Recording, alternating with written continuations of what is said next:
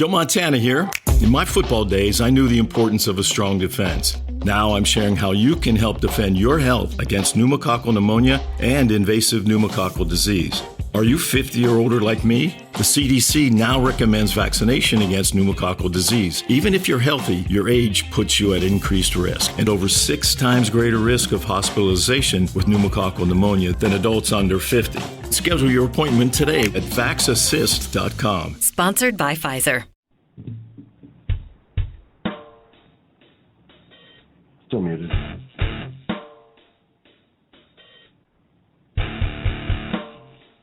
Dude, I love the theme music. It is good. There's that shit we had left before.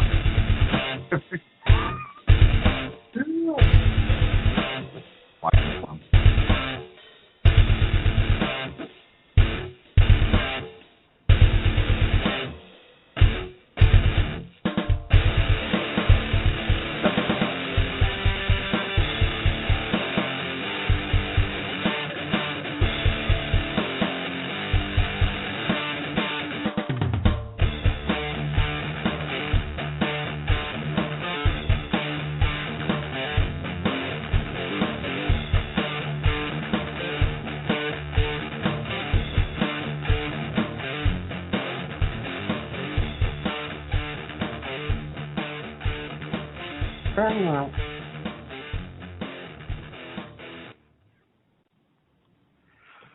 Well, it is Friday evening. Good evening in America and the world.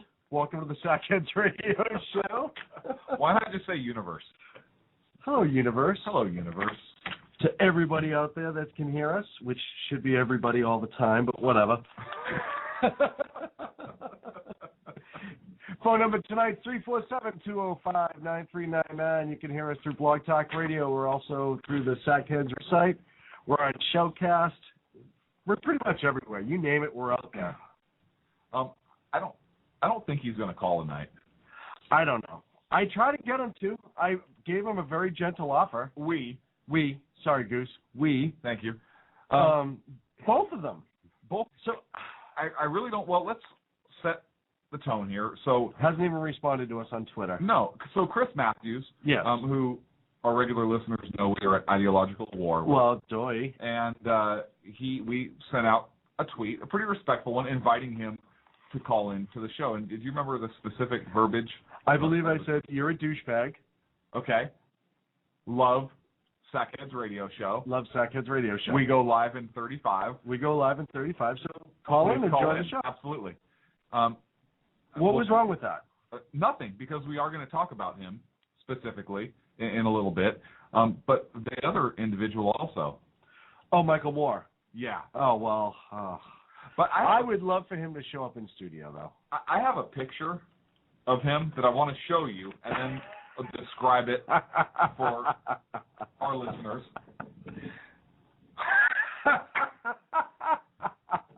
So I was looking at a picture of him and I said, I think I've seen.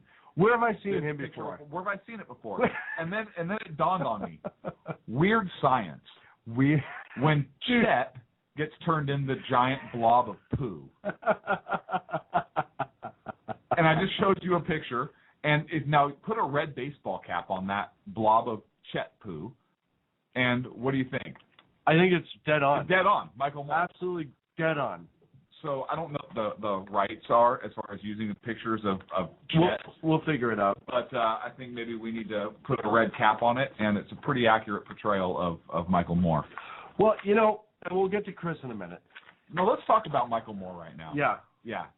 So I understand he has an agenda, and he does. He's an uber progressive lefty. He's not in the middle. He's not an old blue dog. He is an over-the-top, so disgusting, doesn't want anyone to have rights, wants government to kind of run all. Right, but the thing about Michael Moore is he would never do anything so over the top because he is a lefty progressive. Right. So he has to love people, right? Well, he's made his whole career making movies out of tragedies.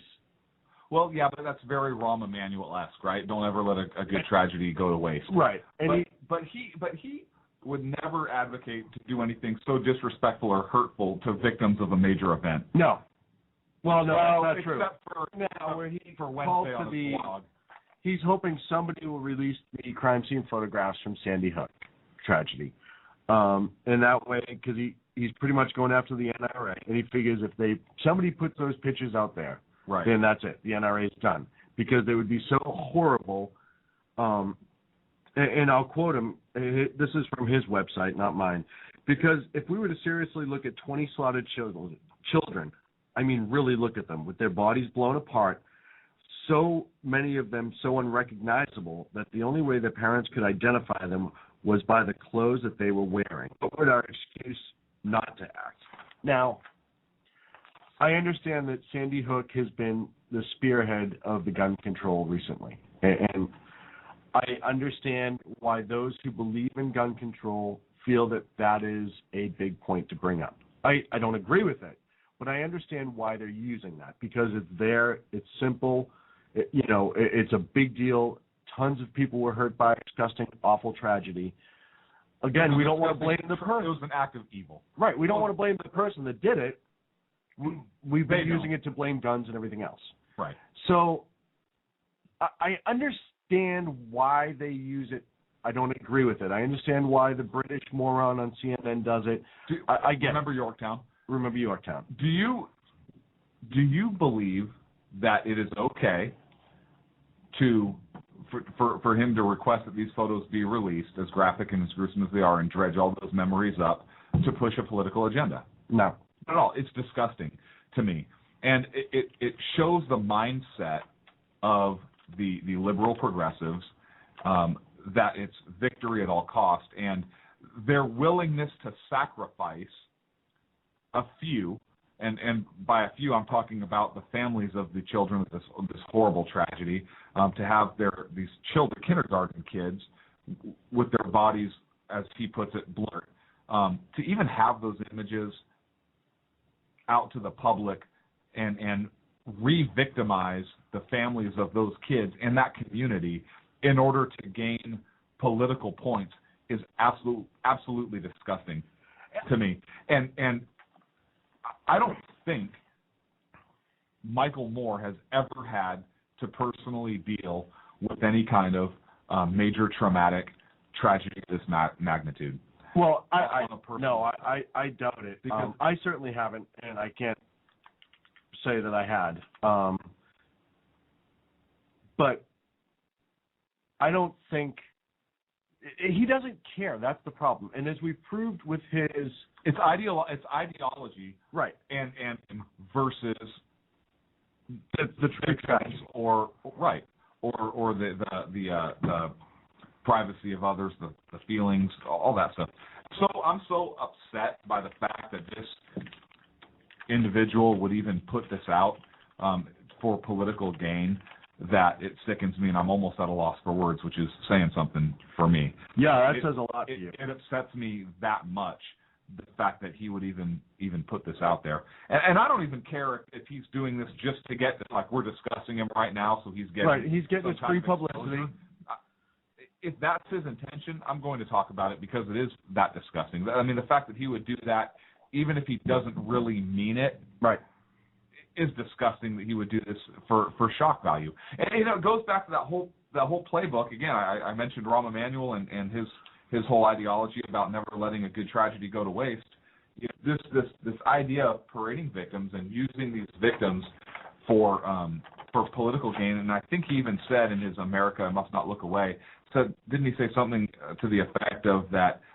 It makes us responsible as Americans because we've done revise or repeal the Second Amendment. Right. There's a process in place for that.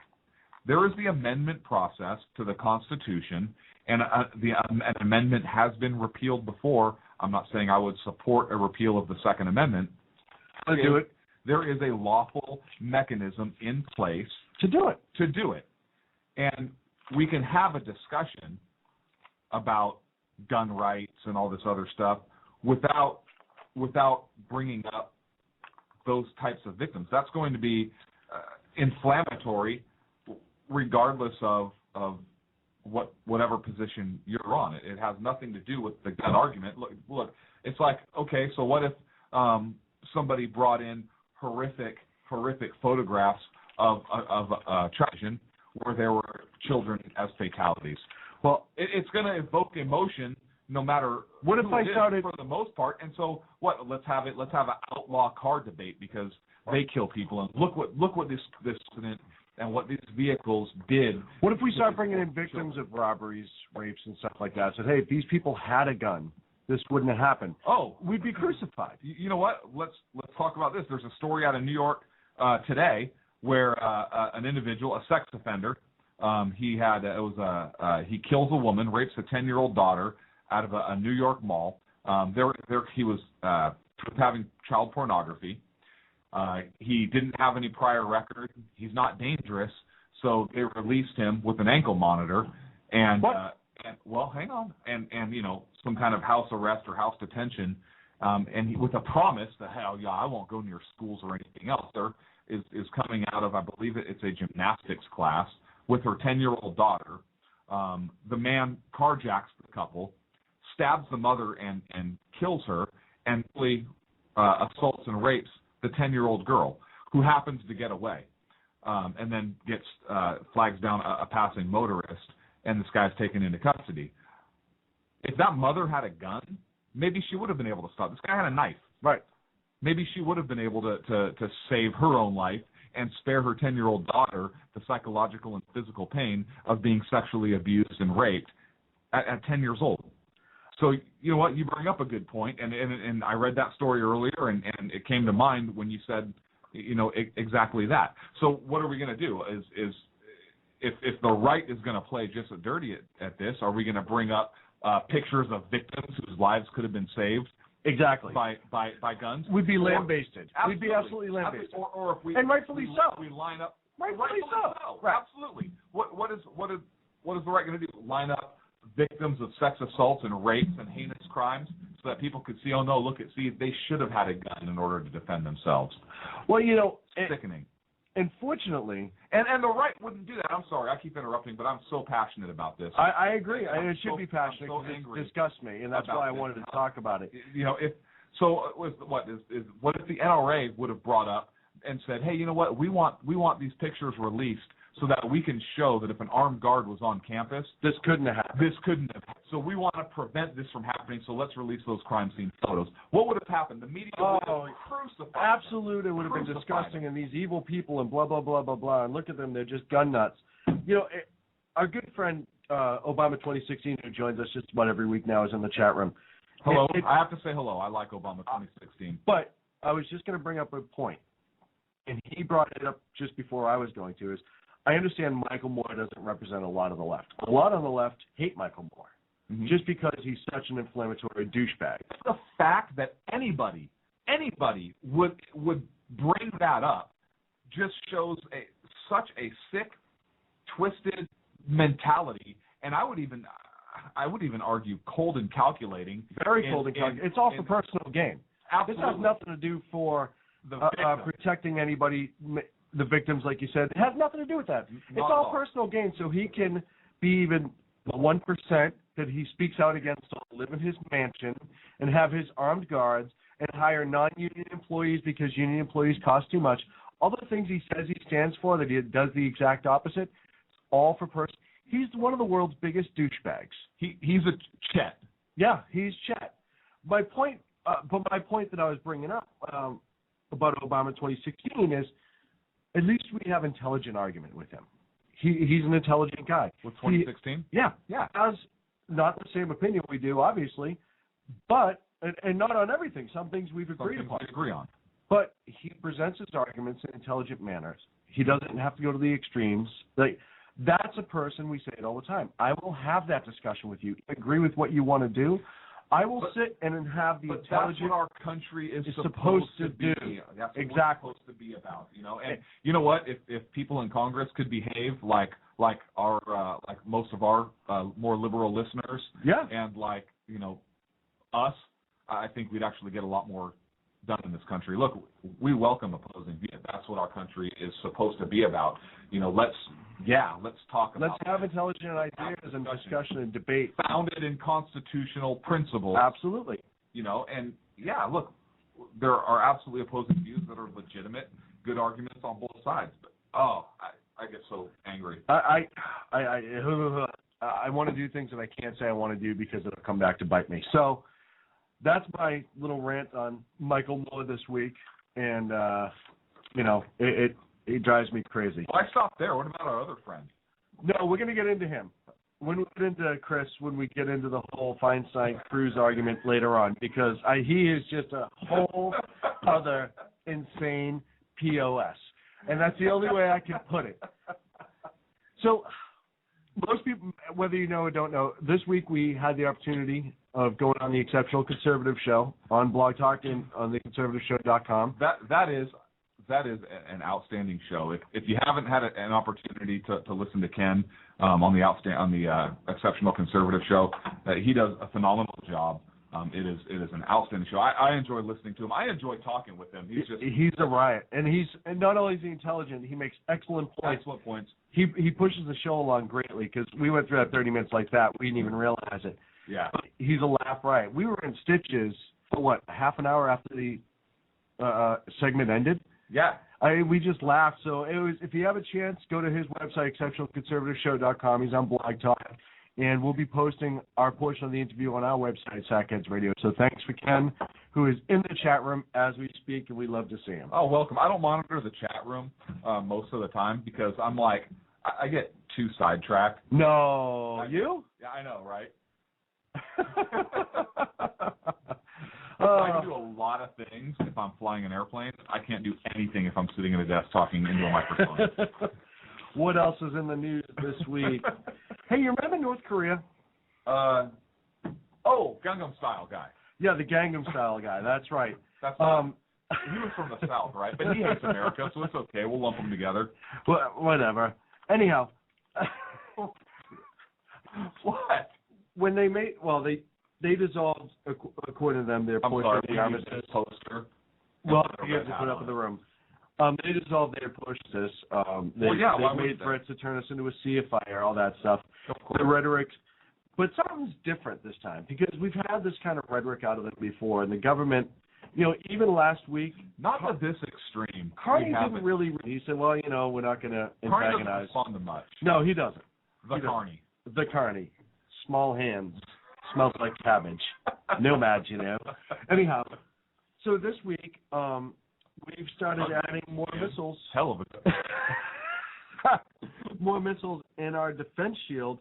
And it's funny because a lot of people said, we have nothing to worry about. North Korea is so far away. Iran's so far away. We have nothing to worry about. But yet there's so far no technology that could possibly. Oh, wait, yeah, there is. It's called missiles and aircraft. Hey, why don't we just start putting some defense missiles up? We added more to California. There's more to Alaska, and they put more in South Korea. Isn't that like a weird signal that I just threw my notes all over the floor. Isn't that a weird signal that the administration doesn't say a lot about this when it was happening? Hot and heavy. And I'm not saying they tried to sneak it in, because they certainly didn't try to sneak it in. No, of course not. They would never. But anyway, it's weird. Did you see Defense Secretary Chuck Hagel unveiled today a $1 billion plan in order to beef up this missile defense system? Really? Yes. But I thought we didn't need it. Well, no. Why? Part of the plan is they want to commit 14 additional interceptors, aircraft, at Fort Greely, which is in Alaska. They also want to send a radar system to Japan. And the goal on this is to have this completed by the year 2017. Again, it's a $1 billion price tag on this. But what's interesting is these 14 extra interceptors, which are there in order to intercept like an intercontinental ballistic missile attack. Right. That would bring the total at that base to 44 interceptors. There's currently 30 there now. And this plan was originally put forth by the Bush administration, which, as anybody who listens to this show knows, that, hey, we agree with some of the things the Bush administration did, some things we don't agree with. Look, they added a bunch of debt, and hey, look, I get it. I'm on board with some of the left about the debt that Bush added and so forth. Absolutely. But don't be hypocrites and say that what Obama doing now is fine. But I get sidetracked. But this plan Bush originally put forth would have had 44 interceptors there. there were 30 interceptors that were delivered and in place by the time President Obama took office, and President Obama stopped the deployment of additional interceptors. Weird. Why would he? So now we're kind of behind the 8 ball on this and have to get back up to speed to get the remainder of those aircraft in place. I just thought it was kind of interesting. It's just a weird time to do it. If we have nothing to worry about and the administration says nothing, and then all of a sudden hey, by the way, we should probably increase our defense shield because maybe they can hit the West Coast. Yeah, and not only that, but the original threat. And even if it's not nukes, it could be chemical. I mean, there's other. We automatically think nukes because that's the biggest, and that's what the ICBM defense is designed for per se. But if they have the missile that can make the distance. You know what I picture? I picture Kim Jong-un on like the Acme rocket, like Wile E. Coyote was. Beep, beep. Yeah, like flying across into over to the U.S. Well, the other thing that is interesting is the fact that they're putting more of these missile defense systems in place would seem to suggest that they're worried about a multiple missile strike. Yeah. Instead of just the one missile, the singular rogue missile from North Korea, it seems like they're potentially concerned about multiple missiles, which is obviously concerning. And the president has been oddly silent on this. Hey, I would think if somebody threatens to turn the United States into a sea of fire and nuke us and all that stuff, and then our ally just pretty mumuch call them out and say that they've ended the armistice, they're back to war. I understand that country does a lot of posturing, and I understand it's been a lot of empty threats in the past. But this administration is taking them seriously if they're right. That's my point. You can't say on one hand, we're going to ignore them, they'll go away, and we're just going to hit them with more sanctions. And then on the other hand, say, but we're going to probably get some just in case we're a little wrong. Because let's face it, North Korea is one of those countries we don't get a lot of intel on. Let's take it to the schoolyard. Okay, think back to when you were in junior high. If you're in 7th grade, I'll be under the table crying. If that 9th grader said, "I'm going to kick your ass," would you wait for that 9th grader to throw a punch, or would you take him at his word? No, exactly. I'd take him at his word. And you'd probably dump him, right? So, what are we doing? I know. We're going to punch him. No? No? Oh. Well, I guess we're going to wait till we get punched in the face, and then we'll punch back. No, we won't. Look, we talked about the Russians sending the bear bombers to our airspace and nuclear submarine to our waters in the Gulf, and at least publicly the administration doesn't do anything. Now, look, I'll admit I have no idea what they're doing behind closed doors about these things, but I would hope that any president, not just this administration, any administration, I would hope that if a country threatens to turn us into a sea of fire and threaten us with a preemptive nuclear strike, that raises concern among American citizens, at least those that are paying attention, I would think. Yeah. It raises my concern, and I know it raises your concern. It certainly raises upon the look on Sacco's face, he's alarmed. Well, I can tell just by looking at him. That's the latest Archie comic. Never mind. he almost lost it right there. Jughead must have done something stupid. Don't. So I would hope that I would wish that a president would take kind of a leadership position and talk to the American people about this. Hey, you know what? I don't care if it's 10 minutes on news stations saying, look, this individual threatened to turn us into a sea of fire. We are well aware of what's going on. We're taking steps to verify if the threat is legitimate. We're taking steps to protect ourselves. Your government is working on this situation. We take all threats against our security and our homeland very, very seriously. And, thank you. Something. Address us. Or just come out. Yeah, exactly. I agree with you. Just come out and address us. Don't just sit there and be quiet. Or barely answer a half question. I mean, when another country says that has potential nuclear capability says we're going to bomb you, and your response is this.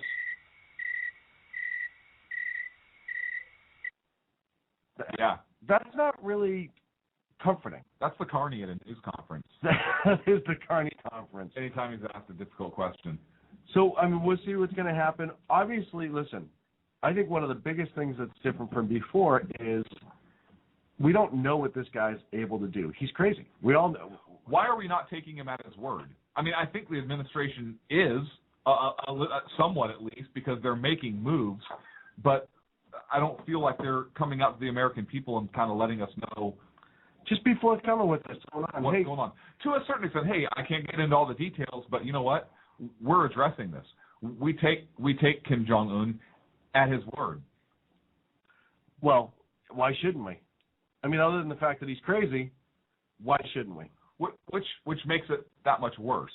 Yeah. If he is crazy, I don't know. I don't know what his psychological status is. I have to believe that he is overzealous, to say the least. Partially insane. You know, I don't know. I can't make that clinical statement, but there's something there. Look, I don't remember the Russians during the Cold War posturing to the point where they outright say, we're going to turn you into a sea of fire. And I remember the Russian government was extremely upset when Ronald Reagan came out and called them the evil empire. Yeah, absolutely. And put them on high alert. There was a big build-up, and things were really, really tense, probably the closest point during the Cold War that we were to actually going to nuclear war or to all-out war in Europe with the Soviet Union.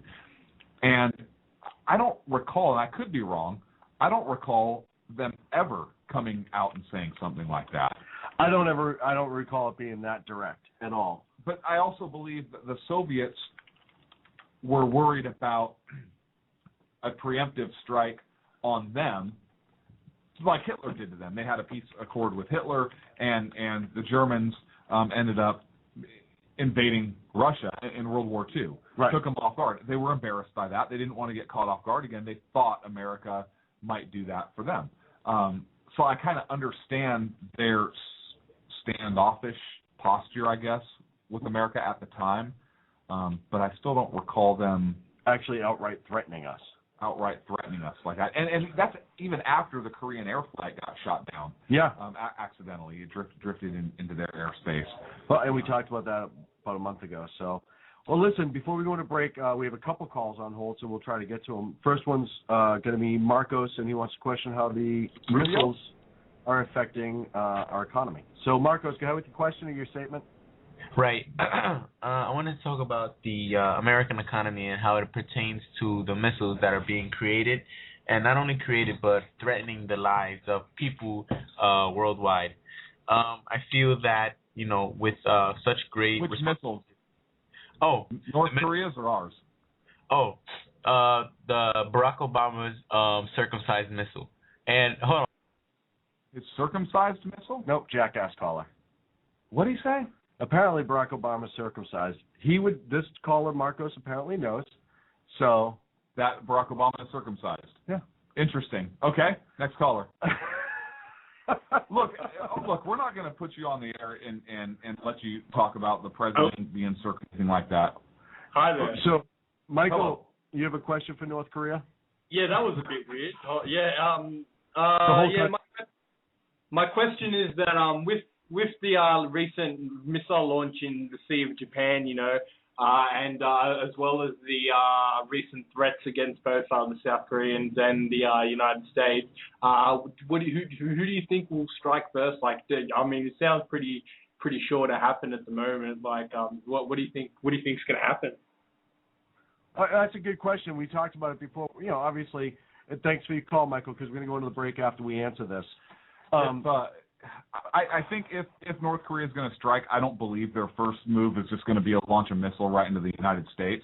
No, they're going to go after the South. Yeah, they're going to go after the South. Their goal is to unify Korea, the Korean Peninsula, under a communist rule. They want one Korea again instead of this divided North and South. I believe that North Korea will attack South Korea if it's actually going to go to war. I believe they'll attack the South.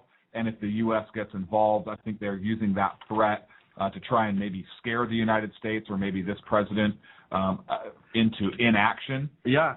So maybe just say, hey, we're going to turn you into a sea of fire, trying to keep us out of the war. with South Korea, because, I mean, let's face it, unless China, which I don't believe they will, but unless China or Russia gets involved, North Korea can't win a war against the United States in our industrial might. I think they want. I almost think they want to be the victims. They want to launch the first attack so they get leveled, and then they get the same thing that we usually do with every single country that we involve ourselves with. We rebuild the hell out of them, and we dump all of our money into them, and then all of a sudden, 10, 15, 20 years from now, they turn around, throw their finger up at us, and use our money against us again. That's never happened. We're going to go. We're going to take a break. Okay. We'll Good be back. question. Thank you for that. We'll be back after. We're going to pick up the last few calls with North Korea before we go on. So we're back in a minute with Sackheads Radio.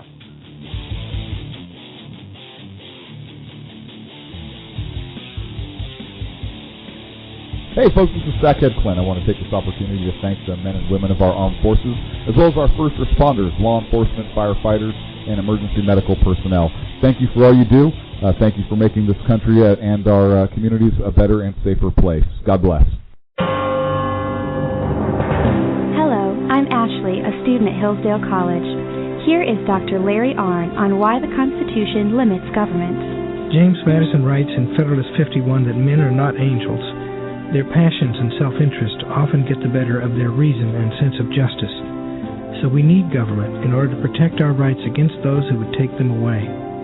But for the same reason, Madison writes, government must be limited, because people in government have passions and interests too. Many Americans today forget this, supposing that we can do away with constitutional limits on government, supposing that the unelected bureaucrats being put in charge of our health care, for example, will rule as if they are angels. If Madison was correct about human nature, this is foolish and dangerous. This Constitution Minute was brought to you by Hillsdale College. To join the national conversation on the Constitution, go to constitutionminute.org. Hi, this is Sarah Marie Brenner. You know, we often talk on the Brenner Brief about the fact that there really needs to be an organization to help people at the local level who are interested in running for things like school boards, city council, and other local offices. Well, I think I finally have the solution for you, at least for you women out there. It's called Politigal Network, Politigal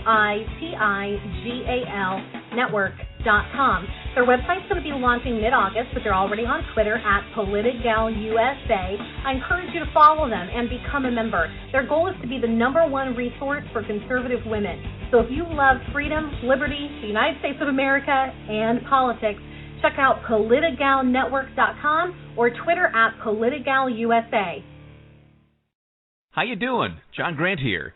When I'm not slaving over a hot microphone on the 405radio.com Saturdays at 10 a.m. Eastern, I check out Sean and Clint here at Sackheads Radio.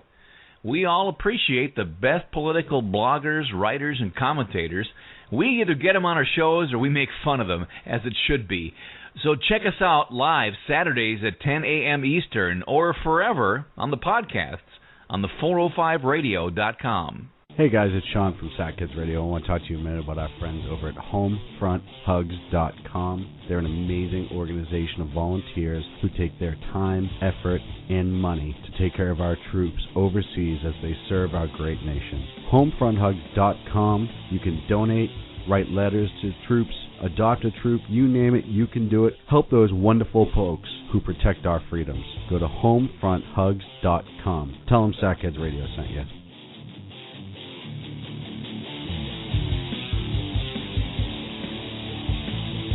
Now back to Clint and Sean on Sackheads Radio, radiating elegancy and quality. And we are back. Thanks for joining us here on the Friday Night Fiasco, SackheadsRadio.com. Phone number is 347-205-9399. Mickey had a question about North Korea. Mickey? Yeah. Mickey, you with us? Yeah. Can you hear me? You have to speak up. Okay. I am a foreign exchange student from North Korea, and your talk show maybe is a little bit racist, to North Korea. Racist? Why? Why are we racist? Because we think North Korea, the leader Kim Jong-un, is crazy that he's threatened to attack the United States with missiles and turn us into a sea of fire. He's not crazy. You misunderstand. So you agree that North Korea should engage in a preemptive nuclear strike against the United States? the United States. You're in the United States getting an education, correct? Yeah. Okay, so you're using the United States to get an education, which is good. I congratulate you for that. Do you think that your leader, as a world leader of an industrialized nation, make a statement that he is going to turn another nation of innocent civilians into a sea of fire? Do you think that's an appropriate threat to make? Well, because, America is also speak softly and carry big stick. You have to. Listen. Put her back on. No. That's great. No. Because America cares. So because I'm not going to sit there. We are willing. Hang on. Because we are willing to carry a big stick, which that was a slogan from a president a long time ago. Well, that just gave some information. Because we have military capability to where we are able to defend ourselves, which is actually that the federal government is supposed to do. That's one of the few things that they're supposed to do. Because we are in a position to defend ourselves, and those other nations in a position that may not be able to defend themselves. And look, we can engage in a debate on whether we should be in foreign countries or not, and that's a debate I'd love to have with anybody, because, hey, some countries, we have no business in. But I don't care what the reason is. You don't threaten nuclear strike against another country. I mean, unless there's a provoked reason. And the United States has done nothing to provoke North Korea. We haven't threatened North Korea. People are going to go. Yeah, I'm sure. And if America is such a horrible country to where you believe that a leader can make a statement because America did something wrong and deserves to be threatened with innocent people getting killed or being affected by a nuclear fallout from a nuclear strike and being thrown into this sea of fire, then maybe you should get your education elsewhere, because this is a country where we welcome all people who want to immigrate legally and come here and become Americans and be American citizens, enjoy this country. We welcome those people. But if you're here and you're getting an education and you don't like this country and you support what your leader said about turning an innocent country into a sea of fire, then why are you even here studying in this country that you're trying to make sense out of it? And why are we racist? Because we don't like being threatened. Aren't the South Koreans the same race as the North Koreans? No, they're from the South. Oh, so we're racist against the North Koreans, but not the South Koreans. Got it. Thank you for the call. Next caller. We're going to take Bobby, and Bobby had what the president's role in all of this was. Bobby, on the Second Radio. Hello. Well, my question sort of has two parts of it. The first part kind of connects to the first, so second kind of connects to the first. So if you could just kind of listen through it and give me like some kind of answer for this, because I really need one. So the president of the United States, I mean, this is the first part of the question. Like, he's definitely got a hand in this. He's definitely part of why we're here. I mean, he's the president. He has control over pretty much everything. And then my second part of the question is, I mean, if he has control over everything and he's doing a bad job, why don't we fuck the nigga, kill the nigga, kill. Okay. First of all, we don't allow that kind of language on our show. We don't accept it. We don't even. That's ridiculous. But I think I maybe understand the question. First part of the question, no, he's the president of the United States, correct? But no, he is not in charge of everything. Constitutionally, he only has specific duties outlined to him.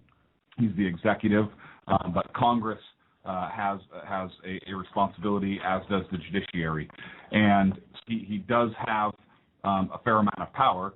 Some would argue too much power, because constitutionally he's not supposed to have as much power as the president does today, but I digress. So he has some power, but power lays in other branches of government as well. That's why it's supposed to be a balance. But he does not control everything, and so the fact that we're in this financial situation, if I understood the gist of the question before the inappropriate rhetoric started flying, because it takes Congress to act also. The president cannot just unilaterally enact legislation as much as he or she would like to. Bill Gates was on a show saying he wished the president had more power like England. Hey, Bill, go open up an office in England. Go have at it. Yeah, feel free.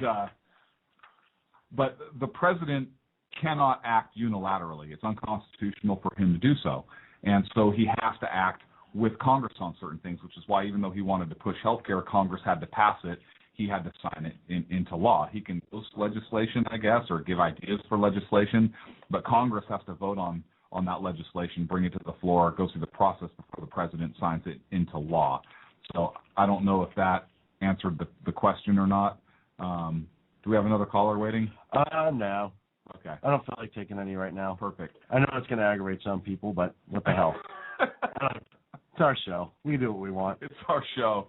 Hey, you remember that, oh, God, what was that incident back in September or somewhere between, like, the 8th and the 12th? Incident, something, September. Oh, before the There election. was some publicity thing. No, it wasn't. It wasn't very public because it totally got swept under the rug. Something.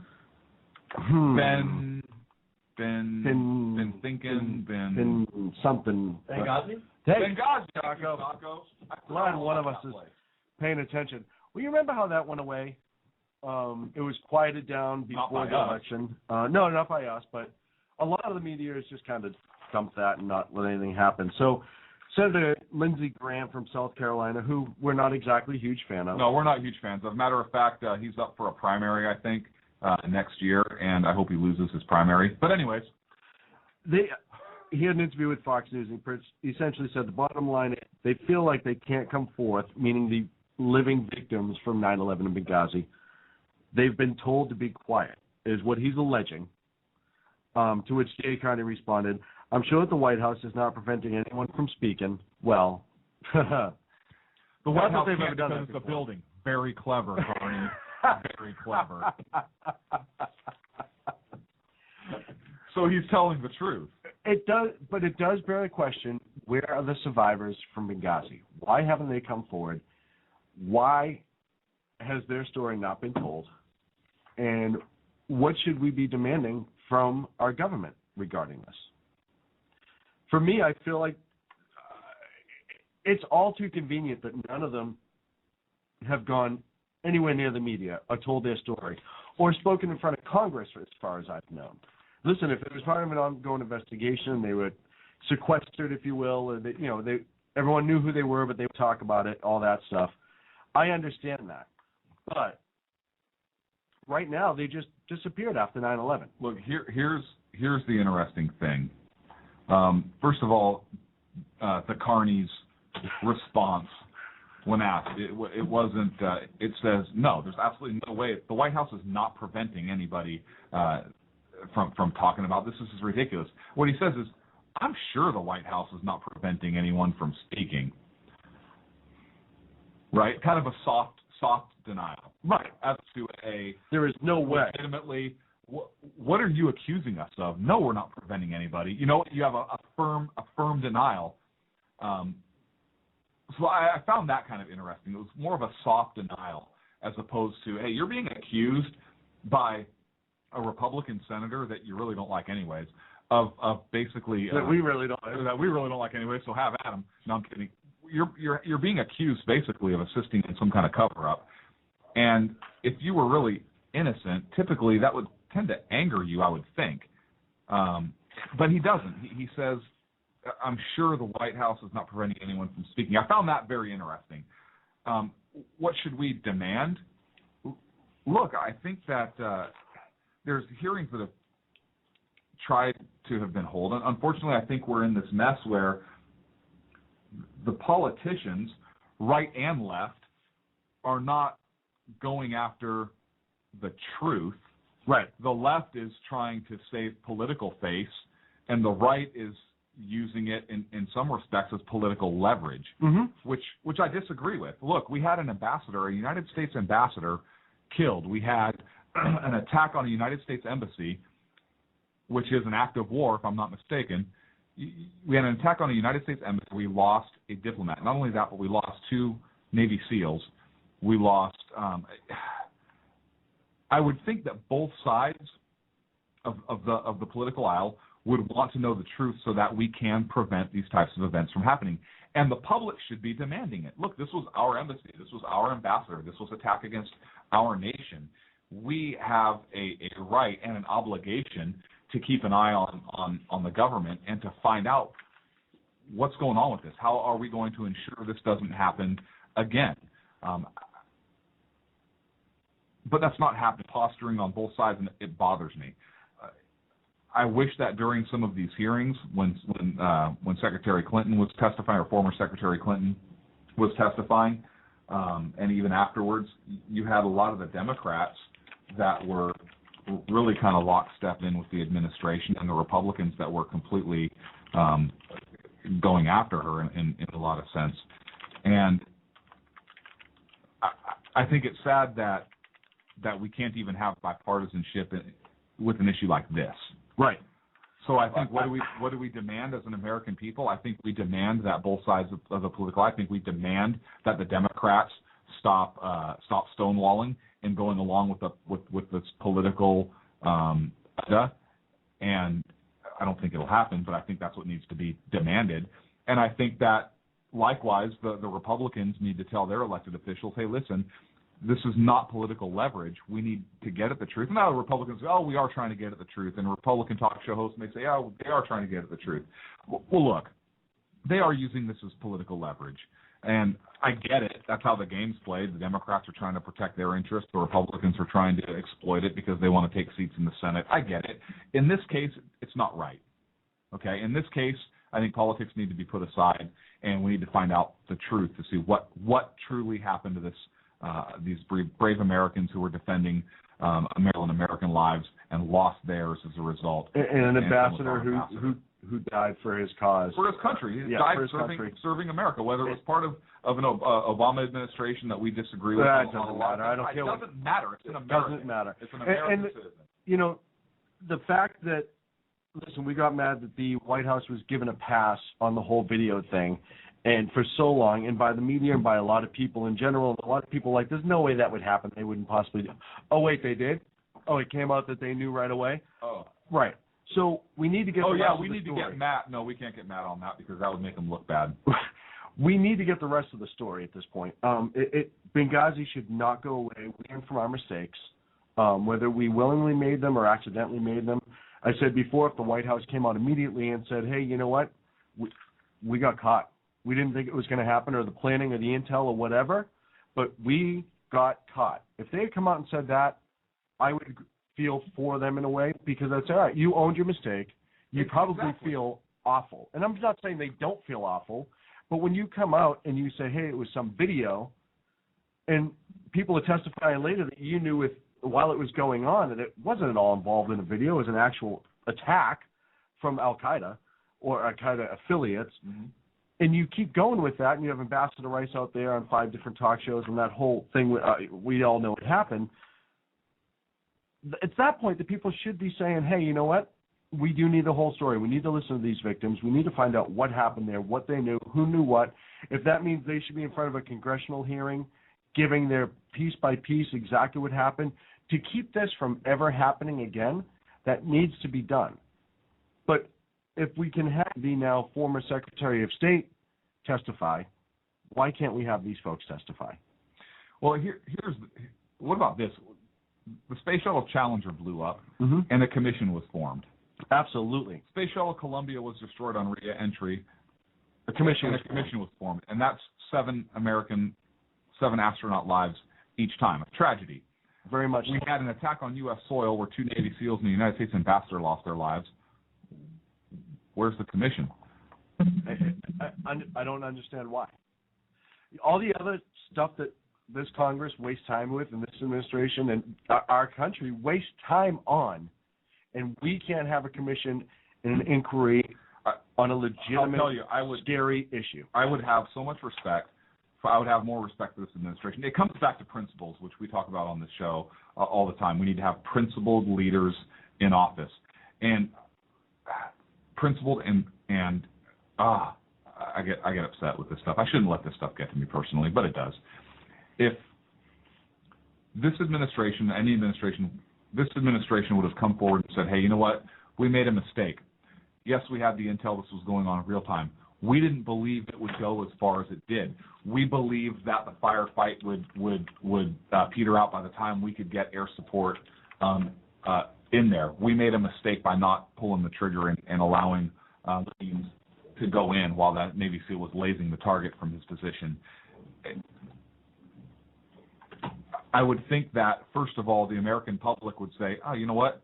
They're human. They make mistakes. I mean, granted, we don't expect our leaders to make those types of mistakes, but they made a mistake. They're human. I can see the American public being more understanding of that than if it does come out. How's the American public going to react if it does come out that this was covered up by this administration? Now, Obama doesn't have to face another re-election. No, he's done. But the Democrats do. The Democrats are going to run somebody, either Uncle Jim or Hillary. They're going to run somebody next cycle, and they're going to have to answer to this. Same with the 2014 elections, where the Senate has how many Democrat seats that are actually that are exposed right now? A lot. Where the Republicans, I think 10 or something, where the Republicans could take control of the Senate. Right, and that would be a big deal going into the 2014. So they have to save face somehow, and they're not doing it this way. They're not doing it, in my opinion, by stonewalling on this. But like we talked about, this shouldn't be an issue of saving face or politics. Exactly. This is an American issue, and it's a major issue. Just like the gun debate. Yeah, it's an American issue. Now that the gun debate, I can see, having opposing views which we may disagree or what. I don't see how this should be politicized by either side, by either party. No, we should just be given the facts on it. So I don't know. Let's hold our breath and see what happens. Don't do it. Well, and of all people, like I said, I don't like Lindsey Graham. I am not a fan. He bothers me on so many different levels. His name's Lindsey. I don't care about that. Yeah, you do. We were just making fun of it before the show. It's like a hat. But it kills me that he's really one of the only ones coming out and saying, hey, what the hell? And there's a lot of other people. But that's what makes me even more curious about is he using this for political leverage, because he is one coming out, but he's facing a primary in 2014. I know he knows that a lot of the conservatives are against him because of the things he's caved on and some of the things he's been in his position. So I'm wondering how much of this is for him to say when he is facing that primary, hey, I was calling the administration out on Benghazi. I'm going after them. I'm a watchdog. I'm a real conservative. And again, I think he's using it for political gain, which I have a problem with.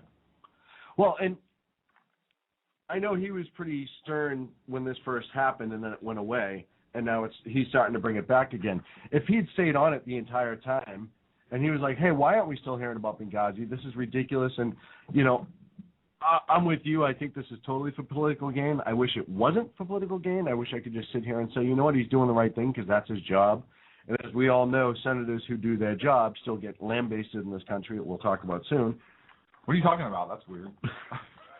But some senators have been on this committee for 20 years. They don't need a lecture, though. What? Maybe that's the problem. You took my line. Really? Yeah. What else is new? It's not a big deal. So I hope something happens with it soon. I hope we actually find out all of the facts finally, and not just some of the facts and something in the window. Eventually? After 2014. I don't think so, because the Democrats are going to want to maintain power for 2016. Yeah, but I don't know. I think maybe after 2014, either the president or Jumbo Joe, Slack-jawed Joe, Shotgun Joe, Uncle Joe, Unky Joe, Uncle Shotgun Joe, will take all the blame for it. So there's that one person of, hey, I screwed up. This was all my fault. I really should have done that differently. I'm sorry. I know people died and we lied, so to speak. It's terrible. And blame me, though. Nobody else really knew what was going on but me. And it certainly wasn't Hillary, because she's running. And we can't have her looking bad in front of everyone. So you want to direct that on over at me? That'd be outstanding. Thanks. That's just my opinion. By the way, I'm retiring. I'm getting out of the game. It's proven a little too stressful. Nothing to see here. Really, Joe? Problems. I'm gonna retire. It's nice. Really, Joe? It's stressful all of a sudden? Because I haven't seen you do a thing of work yet. How Botox do you think his forehead? Oh, it's getting worse. Listen, it's I hate to go this route with stuff, but Don't do it, man, he just looks awful. He's good for comedy, though. He is good for comedy. I don't like him as a person. I think he's a jerk in real life, and I've said that time and again. Are you kidding me? You would love to sit down and have a beer with that guy. There's a lot of people who I think are jerks that I'd sit down and have a beer with and have a discussion with. Joe is on that list. Okay. Because Saka's on that list too. But only because I could picture that ending with Joe knocking somebody out in the bar or taking a poke at somebody. Joe would get blackout drunk. Are you kidding me? He's hitting on the bartender like he was in that just before the election when he was in that restaurant and he had his ear tucked into the biker girl's ear, like just whistling. I'm like, what are you doing, dude? You're the vice president. You think nobody's watching you right now? You're in a Waffle House in the middle of Kentucky.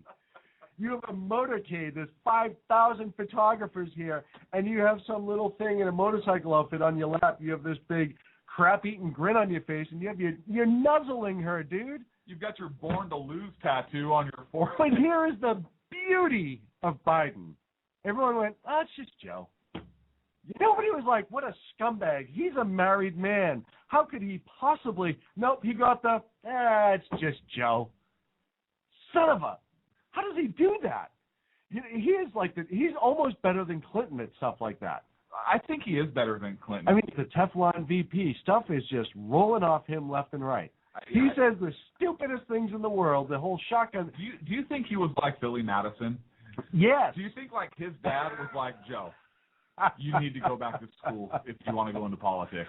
Yeah, and seriously. Be vice president one day. We'll get you through quote unquote school, but we want you to be vice president one day. Oh man, and then just go to the mailbox to check for his girly magazine. Yeah, just some of the things that he has said in the past and walked without a problem. They're going to put you all back in chains. That statement alone, if anyone else had said that, even if they were completely left progressives, if anyone else had said that, there would be uproar, riots in the street. People would be like, you can't say that. Joe says it, and they're like, just Joe. Just Joe. His boss is black. I mean, come on. Right, he can't really mean that. Can't mean that. And you know what? I think the beauty of it is Joe could probably really totally say, yeah, well, I knew about Benghazi was happening. I flubbed it, and people, yeah, it's Joe. Okay, well, hey, what? I'm going to retire now. I'll see you later. I'm not even going to retire. I'm going to stay in office, and you don't care. And you know why you don't care? Because I'm going to come out and say something funny, and you're all going to laugh, and it's going to, like with healthcare. Hey, you know what? This is a big effing deal. In front of the entire world in a major press conference. You know what? He drops I like F-bomb. That. I like that. I thought that was funny. I think it's funny too.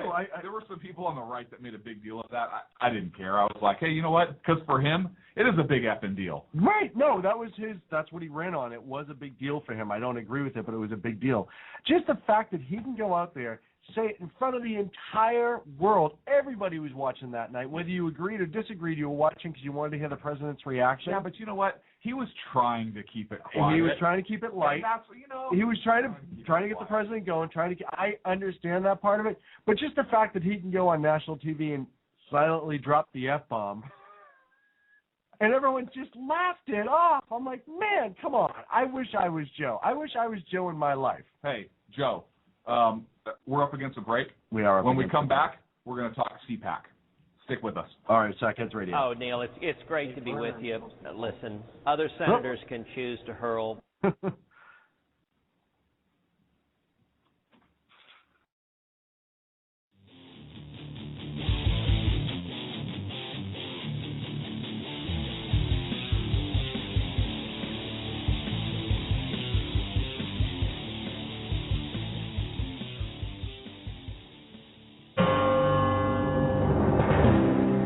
I'm Lori, a student at Hillsdale College. Here is Hillsdale President Dr. Larry Arnn on how the founders viewed God as the source of our equality and legal rights. America's founders knew, obviously, that human beings are not equal in terms of strength or beauty or in terms of intelligence, industry, or talents. They understood that because of such differences in talents and things like that, some people would be wealthier than others. But human beings are equal, the founders believe, in their possession of natural rights, such as the rights to life, liberty, and property. Today, many Americans reject this equality of rights in order to pursue equality of condition through redistribution, or spreading the wealth around, to use a famous formulation. This is destructive of liberty as the founders understood it. This Constitution Minute was brought to you by Hillsdale College. To join the national conversation on the Constitution, go to constitutionminute.org.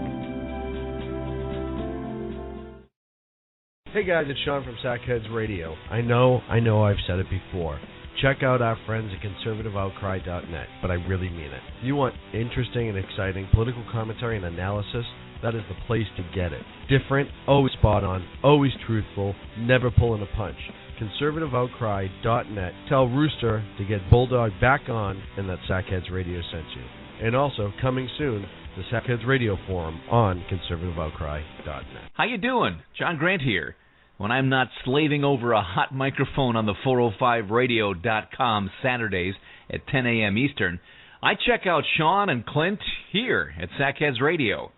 We all appreciate the best political bloggers, writers, and commentators. We either get them on our shows or we make fun of them, as it should be. So check us out live Saturdays at 10 a.m. Eastern or forever on the podcasts on the 405radio.com. Hi, this is Sarah Marie Brenner. You know, we often talk on the Brenner Brief about the fact that there really needs to be an organization to help people at the local level who are interested in running for things like school board, city council, and other local offices. Well, I think I finally have the solution for you, at least for you women out there. It's called Politigal Network, POLITIGAL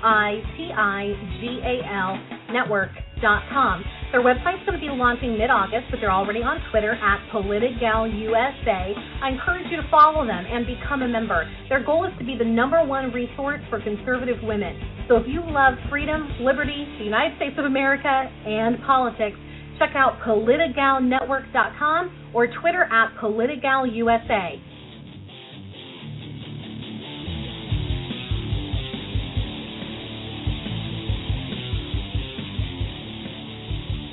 Now back to Clint and Sean on Sackheads Radio, radiating elegancy and quality. Welcome back. We are back. So, interesting week. CPAC? CPAC was here, and now it's gone. I think it goes through tomorrow. We have some clips we'd like to play and comment on it. Who do you think is the up and comer in the GOP? Well, I mean, I know it's too early to tell or talk about 2016 runs. For what, the end game? Yeah, who do you think's the up and comer? Who do you think's coming out 2016? What's your ticket? What's your prediction? I think Rand Paul's going to make a run for it. I think so too. I think he should. I think he should too. I actually, the more I listen to Rand Paul, the more I like Rand Paul. Yep. He's a little bit more because he'll get the conservative vote, but he'll also get those independents, real libertarian. Yeah. He'll also get those independents that like to smoke weed, so that's a good thing for him. He actually will get the weed libertarians. And I think a lot of straight independent, non-libertarian independents can connect with him. Straight ones now. What do you mean? Oh, stop it. No, I don't know. People do behind their doors I could care less. I know, but you made that say. No. Like straightforward independents, not libertarian independents. Just those who don't choose a party affiliation. They actually vote the person, which I actually applaud them for in a lot of ways. I applaud them for that, absolutely. But I think he connects with them. I think people like how he approaches things. He's not afraid, but he's not a jerk. Mm-hmm. He's intelligent. I think he has sound arguments for his positions. He's able to back his positions up. Absolutely, and I think he will reach across the aisle when it's time and not give up his principles, but work with the other side to come to a conclusion that everyone can agree on. So I like Rand Paul. I think, that the whole filibuster, the 13-hour filibuster, I mean, just that shows you the length that he will go to try to do the right thing, what's right in his opinion. Whether or not you agree or disagree, you can at least say that he's dedicated and he sticks to his guns, he sticks to his principles, and he's an all-in. I think he's an all-in type guy. I think you're going to get everything out of him. I think the big three. I think Ted Cruz potentially. If we have time, hopefully we'll talk to him. I think he's still too new to make a big push. Well, he can't make a big push. What? What? Oh, you know what? Oh, interesting. So he was born in Canada, right? He was born in Canada. But he's a U.S. citizen. He's a U.S. citizen. Because his mother, but he was not naturalized in the United States. I forgot about that. That's right. But I think Marco Rubio. And I think Marco's got a shot. Rand Paul and Paul Ryan. Yeah, I think Paul Ryan's going to be back around again in 2016. I think those are the three big ones right now. I think Chris Christie kind of has shot himself in the foot. And look, I don't dislike Chris. I like Chris Christie on several different levels. We've talked about that, but he's kind of on the outs right now with the conservative. He has the conservative base is not behind him at all. But he's almost like an East Coast Republican or a Northeast Republican. No, he is a Republican. No, but he has to. What you're talking about right now. He has to go more Democrat. Oh, just hit my knee. Thank God I'm in studio. Does everyone hear? Wow. I just broke my elbow. I'm not kidding. That hurt like all hell. We're going to take a break. Hey, this is live. You can't script this stuff. I also can't write anymore. He's a Northeast Republican where he's very liberal in a lot of his things. So Paul Ryan, what I like about him is he's talked about the debt crisis being a quote moral failure, right, of the American people, which I absolutely have to agree with. I think it's immoral for us to saddle our children, grandchildren, great-grandchildren with as much debt ridiculous as we're piling on them. And he's not the first one to say that. That goes back to even a lot of our founders. Some of our founders felt that way, which I tend to agree with. He also says, a quote here, "We have to tackle this problem before it tackles us." And I thought that was very interesting because his point is that in within the next 10 years, will be nearly $17 trillion in debt. That's going to, quote, weigh down the country like an anchor, his words, and that eventually the lenders are going to lose trust. Interest rates obviously will skyrocket. The feds are going to print or monetize, print even more money, which is also obviously going to devalue our currency and even more cause financial collapse. Is his position, and it's actually a pretty sound position, economically speaking. And he calls it, quote, that it would be a quote, moral failure again. So he understands the problem and the seriousness of the problem long term. I have concerns that there were some prominent Democrats that came out and basically said our president himself, how's that for a prominent Democrat, that, you know, the immediate problem. Well, how do you define immediate? Like, we're not going to collapse in the next 30 seconds? Yeah, you're right. It's not that immediate. But how can it not be an immediate problem? Well, because in the next 30 seconds, we're not going to collapse. That's not immediate. And so it's going to be in the top 5 of things that will destroy our country if it's not dealt with immediately. If it's not North Korea or the debt. Right. So he put, I like his budget that he put out, but there were some other speakers there as well. Paul Ryan's been pretty well covered. There were some other speakers there that we like. Should we have a listen? Yeah, we're going to go to Marco Rubio first.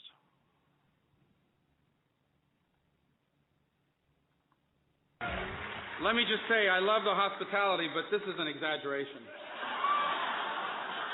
One should suffice. What's changed is the world around us. It's changed in dramatic ways. Just think how much the world has changed in the last 10 years. The global economy is real. We don't live in a national economy anymore. Everything you buy, everything you sell, everything you touch, it's all impacted by things that are happening halfway around the world. The information age is real. It's made our lives easier. It's allowed you right now to take pictures with your phones and tweet every word I say for or against me. It's changed the world and it's made our life easier. It's also changed our economy. You go into a grocery store today and you will find machines doing the job that people once used to do. You find today in many businesses that one person, because of automation, can do the work that 5 people used to do. It's the world around us that has changed. Every country in the world has rich people. Unfortunately, every country in the world has poor people, but few have the kind of vibrant, widespread middle class that America does. A widespread middle class that everyone, we have said, should have an equal opportunity to be a part of, the middle class or even better. It sets us apart from the world. And in that light, you hear all this debate about infighting among conservatives, infighting among people that believe in limited government. That's really a foolish notion. People who disagree on all sorts of things in the real world work together all the time on things they do agree on. And there has to be a home and a movement in America for people who believe in limited government, constitutional principles, and a free enterprise system, and that should be us. The second thing that our government can help us do is help ourselves by acquiring the skills of the 21st century. And that's why I think every parent in America should have the opportunity to send their children to the school of their choice.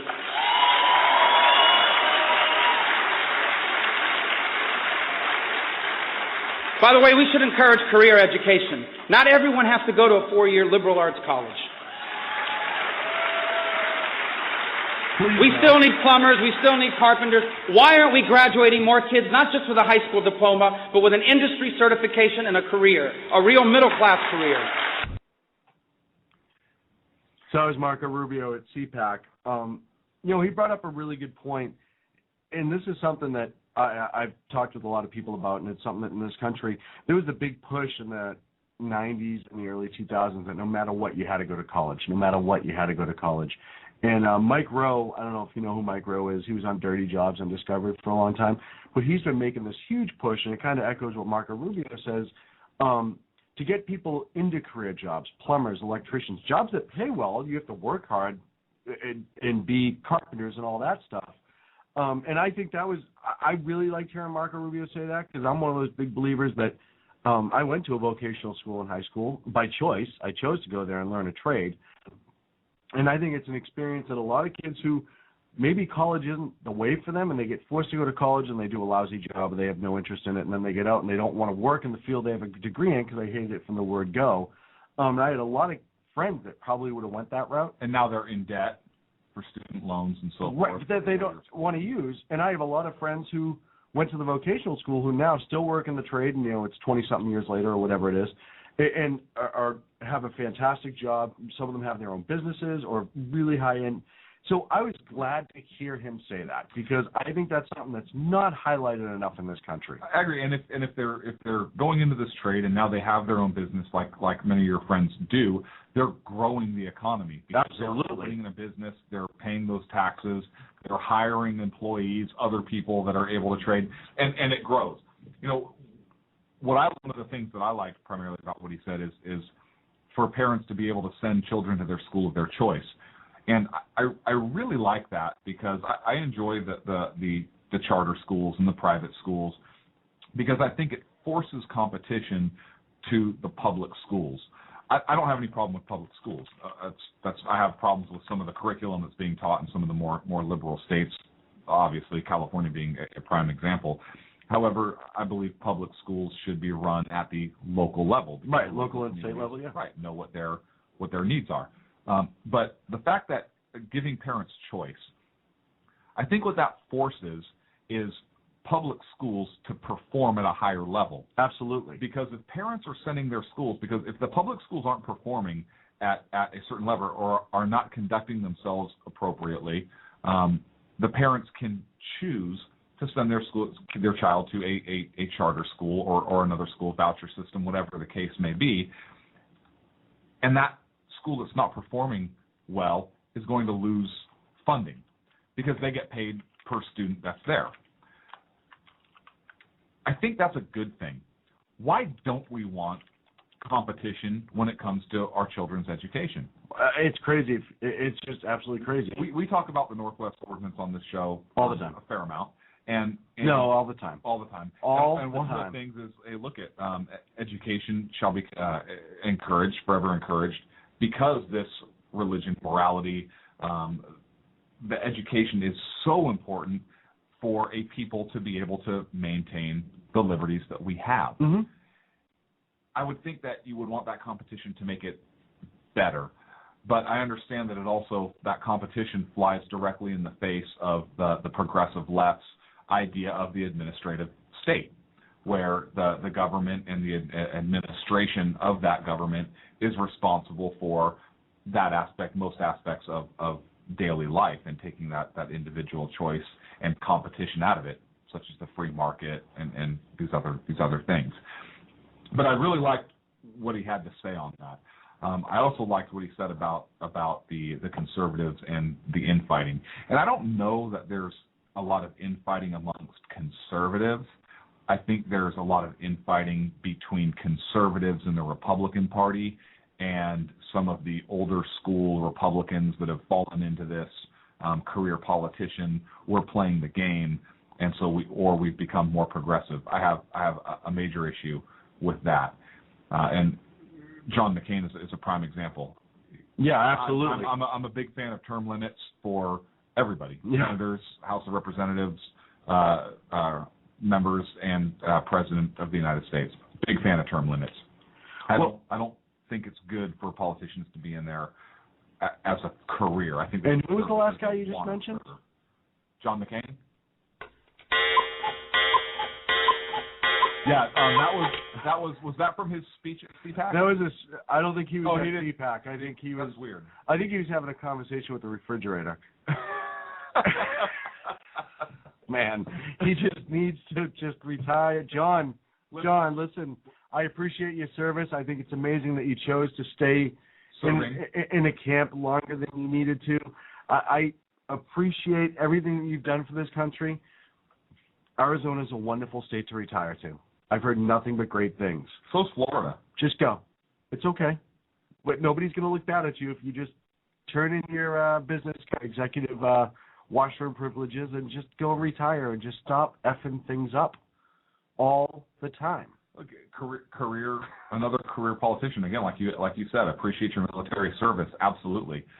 You gave a lot for this country, but I don't think being a career politician should be allowed. I think that's criminal. I'm not calling him a criminal before. No, but I understand what you're saying. Let's get to the Rand Paul clip. I know we're about halfway through the segment already. I was told I got 10 measly minutes.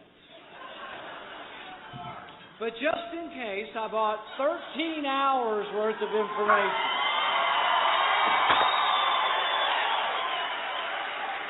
Well, my 13-hour filibuster was a message to the president.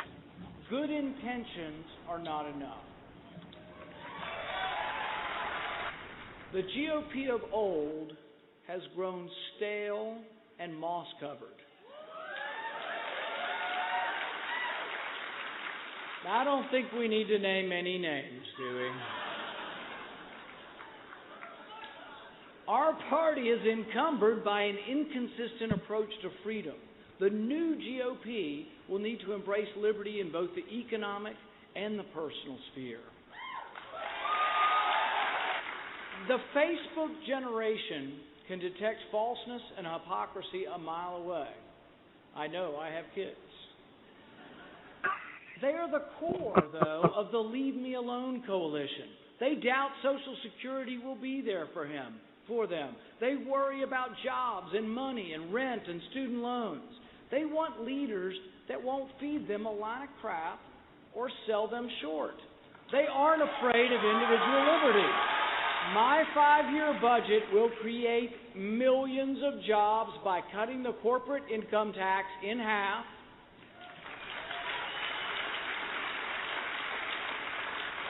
by creating a flat personal income tax of 17%,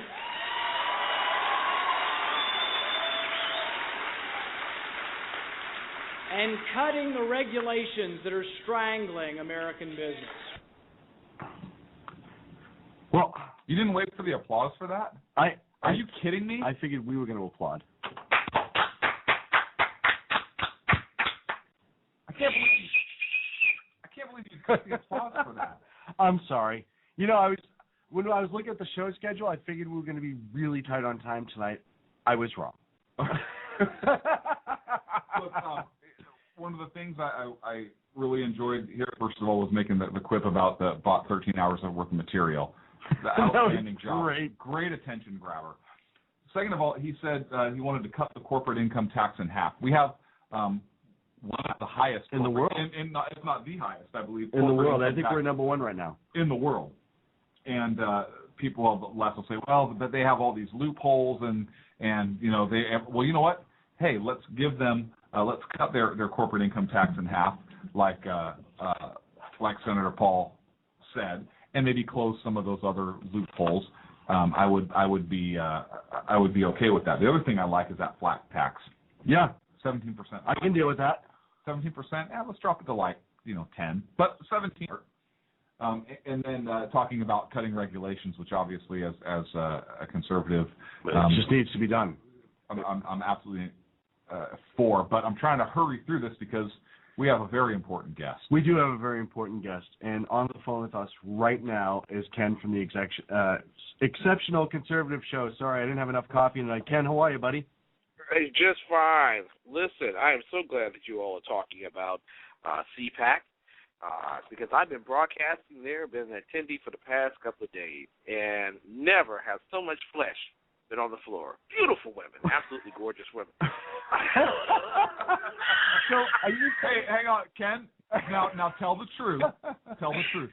Did you wear that licorice thong that we sent you? Honey, that thing is no longer a thong.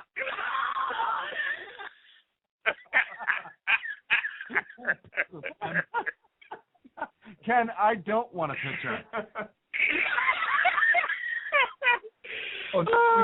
I think that's Michael Moore in there somewhere. Just. So now that we've established that your flesh was all over the floor, what can you tell us? Can you give us some insight on CPAC? What do you got? Oh yeah, listen. Rubio was good. However, his amnesty, and this is in private conversation with many of the conservatives who are walking about the floor and talking, his amnesty pitch is not getting across the plate. And many of the conservatives are very irate by the fact that he's mentioning a pathway. Senator Rand Paul put together a proposal also that talked about a flat tax, and you should have been there. The moment he mentioned it, there was a leaping to the floor of 5,000 people, and it was like standing room only, even in the media pit. He hit every single note exactly right, and he knows exactly what conservatives want to stand on in the coming election. I found only one group there, and it was a group called the Red Solution that actually was speaking to immigration reform being a matter that's handled by the businesses themselves with very little federal intervention and regulation. And I found that to be a better answer than the ones that were given during many of the immigration panels that were there. But nevertheless, there is a war right now. It's subtle, and a lot of people don't want to put it on the front pages of the Post. But the truth is that conservatives are not very happy with the GOP. Unless they get this thing probably the right way. Yeah. You can feel it there. I have a couple questions, and there's been some subtleties, especially we kind of brought it to light last week when after Rand Paul's filibuster, he got basically scolded by other members of his party. The John McCain and hold off on the McCain-Graham media. So my question is twofold to you. Do you think that, and we kind of discussed this last week, do you think that there's going to be a split, a conservative party that's formed, where maybe it would pull some of the blue dog Democrats and the conservative Republicans, and maybe you have a conservative party, a Tea Party, whatever you want to call it, and then you have the old guard Republican Party and maybe a progressive party? I think some of the progressives should split off. I think that'd be a great thing, show them for who they are.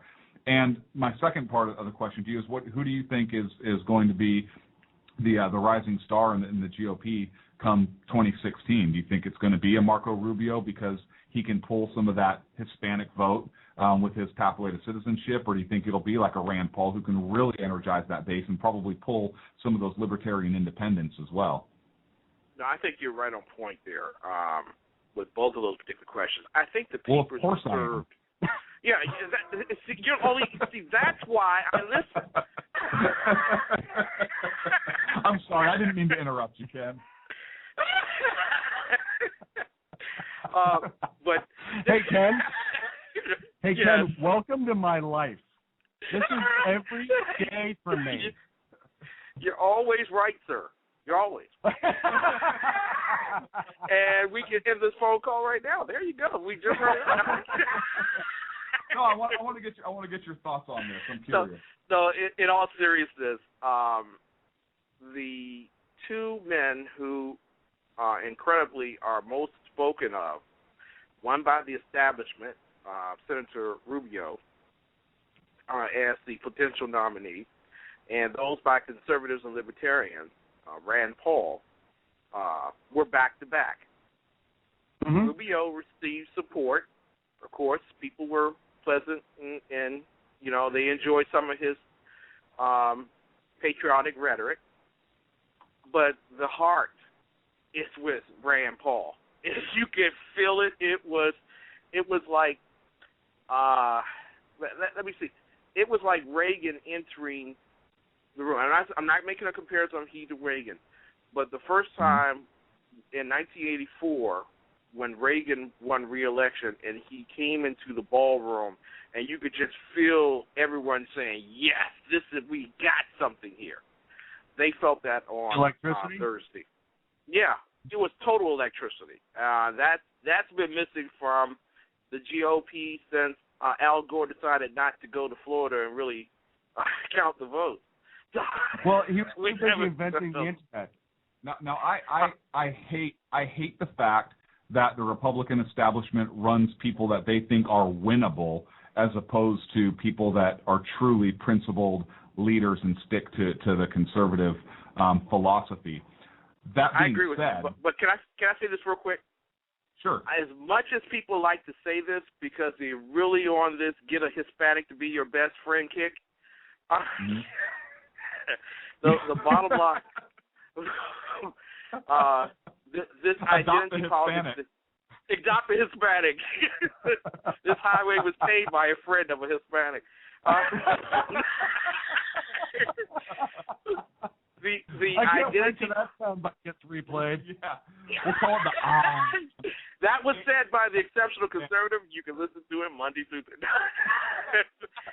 but the views of Ken are not necessarily the views of the Sackheads radio show. Oh, yeah.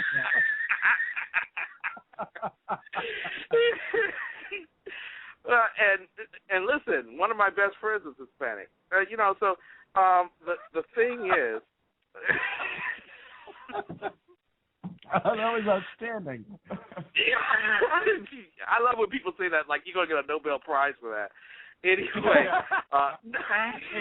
hey, we tell people, hey, one of our biggest fans is black. We're not racist. What are you talking about? You see, we got his picture up on the wall.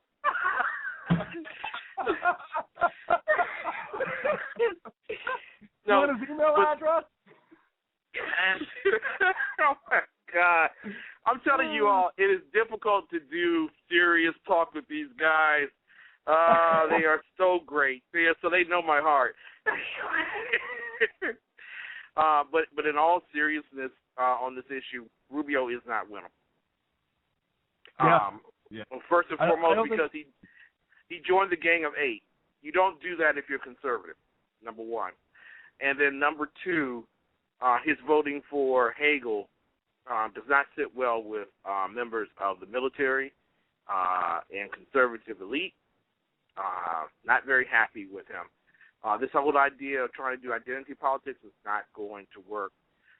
Somebody asked me if it would be wise to have them in some type of coalition government, Rubio and Paul.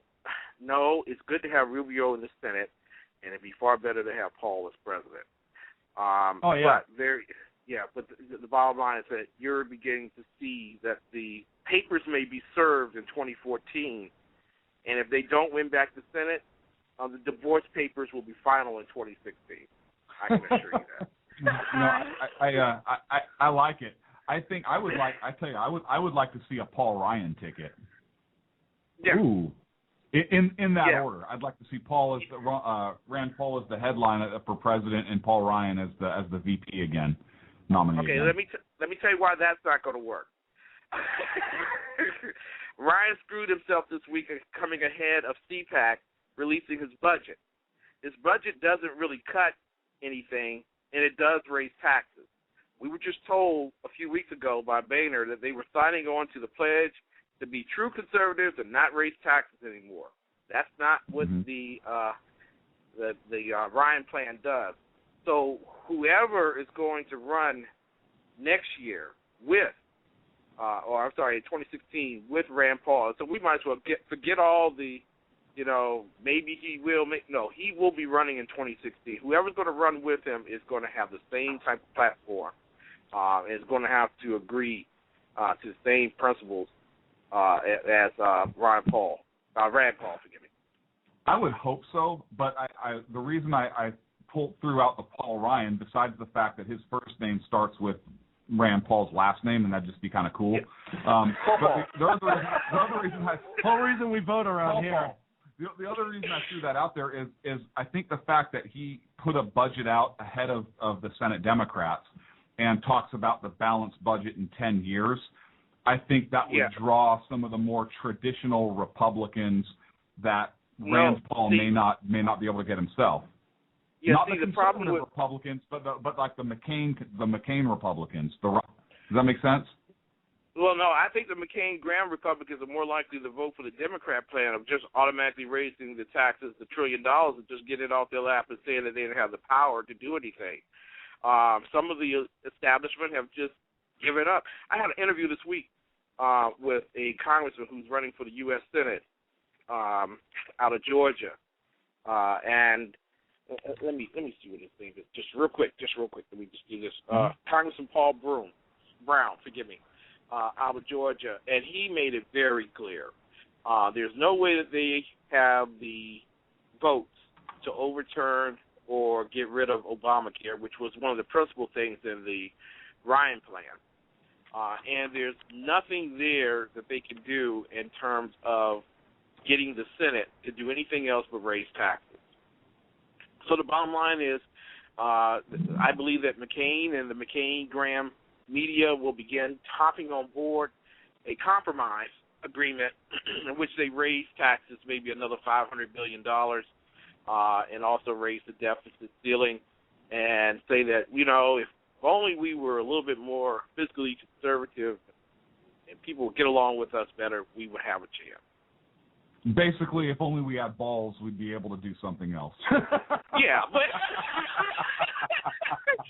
but remember, you hired me and I told you I didn't have them. It's not my fault. It's your fault, voter. Yeah, I've shown you that I haven't had balls the last 20 years. I mean, come on. 20 years. Why are we talking about McCain? Hey. We're in that time. Yeah, Ken, we got a news break coming up. We're up against the break, my friend. Thank you. Hey, so Ken, much. wait before you go. Can you say, before you go, can you say this is the Exceptional Conservative reporting live from CPAC for Sackheads Radio? This is the Exceptional Conservative Show reporting to you live from CPAC 2013 in Oxon Hill, Maryland. We'll be right back right after this break. Thanks, Ken. We'll talk to you in a bit. Thank you so much. Hey, God bless you all. Take care. Bye-bye. Conservative Show. Check them out. Check them out here on Blog Talk. So now we're going to move to the news, and our good friend Vern, who does our news, is on the phone right now. Hopefully he's on the phone right now. Vern. Yeah, this is the Rachel Maddow show? Is this the right show? I was supposed to call in to do some news, but I wasn't sure if... Is it? No? Wrong number. Thanks for calling. He says wrong number. Thanks for calling, Dragon. All right. Fine. Vern, what do you have for us for the news this week? First of all, what's coming up is the missile defense situation against North Korea. The Pentagon announced Friday that it will be spending $1 billion to add 14 interceptors to an Alaskan-based military defense system, responding to what it called the faster than anticipated North Korean progress on nuclear weapons and missiles. In announcing the decision, Defense Secretary Chuck Hagel said that he is determined to protect the U.S. homeland and stay ahead of a worrisome North Korean missile threat. Now, he does acknowledge that the interceptors already are in place and that they are in place to defend against potential North Korean missile strikes that have been poorly tested lately. So just be on the lookout for that. And it looks like the senators, or a senator's shift in the GOP party concerning gay marriage has the political party doing a little bit of soul searching. A Republican senator's embrace of gay marriage is the latest sign of a soul searching situation in a party that is struggling to adapt in a society whose demographics and viewers on emotional issues are changing fast. Gay marriage still divides the party, with conservative wing strongly opposing it, but an increasing number of Republicans now, including Senator Rob Portman of Ohio, are reversing the course. Many others simply downplay the subject. And it looks like the LA Times hacking situation is being questioned, whether it's a security breach or whether it was just a harmless prank. Federal prosecutors say, according to Reuters, that a deputy social media editor had conspired with a notorious hacking network to cause an online security breach that should be punished by decades in federal prison. Fever and online supporters of Matthew Keith says that the journalist was just taking part in an online prank that briefly altered the Los Angeles Times website, and he shouldn't even have this be an issue, nor should he be suspended from his job. Now in the Vatican, it looks like criticism arising with the new pope, honeymoon that Pope Francis had once enjoyed since his remarkable election hit a major bump on Friday, with the Vatican lashing out at what it called a defamatory and anti-clerical left-wing media campaign, questioning his actions during Argentina's murderous military dictatorship. On day 2 of the Francis pontificate, the Vatican denounced news reports that in Argentina and beyond, resurging allegations that the former Jorge Moreno failed to openly confront responsibility for kidnapping and the killing of thousands of people in what they called a dirty war to eliminate leftist opponents. And it looks like finally a judge ruled in some secret FBI letters. He's ruling them unconstitutional. A federal judge has ruled that the FBI's practice of issuing so-called national security letters to banks, phone companies, and other businesses is unconstitutional, saying that the secretive demands for customer data violates the First Amendment. The FBI almost always bars recipients of the letters from disclosing anything to anyone, including customers.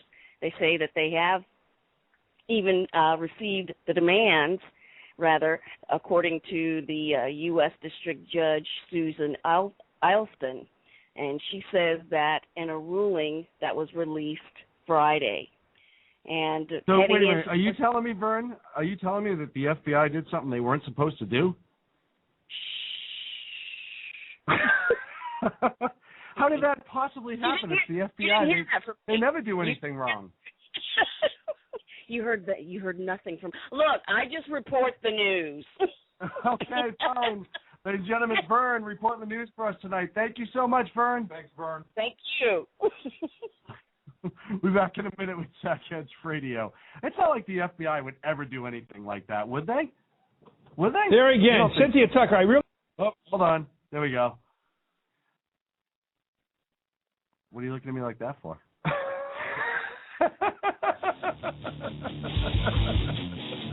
Not looking at you.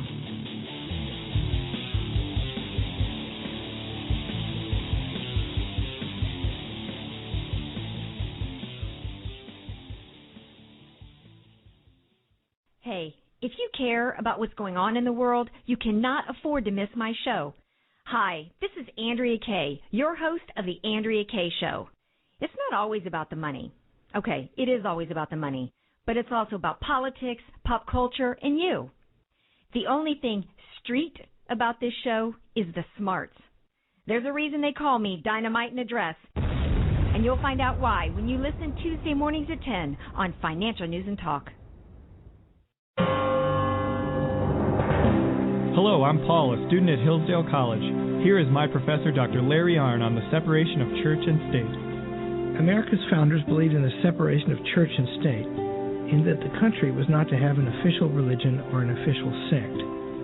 But that did not mean that government was to be hostile to religion, or even indifferent to religion, as many today argue. In fact, America's founding document, the Declaration of Independence, includes both a reference to God as the author of the laws of nature and a confident assertion that human beings are endowed by their Creator with certain inalienable rights.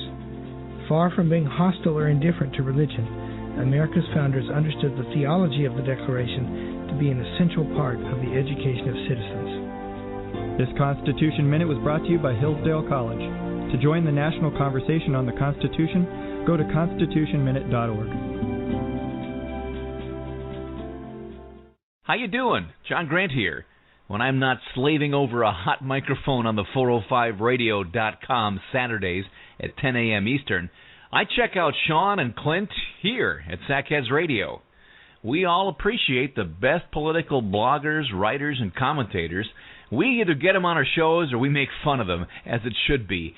So check us out live Saturdays at 10 a.m. Eastern or forever on the podcasts on the 405radio.com. 3, 2, 1. Hey, this is Sackhead Clint. I want to take this opportunity to thank all the wingnut leaders throughout the world to give our men and women of the armed forces a job, as well as all the anarchists, terrorists, and Occupy folks that give our men and women in uniform on the home front, firefighters, law enforcement personnel, and first responders, job security here in the States as well. So thank all you wingnuts out there. This is Sackhead Clint saying have a good day.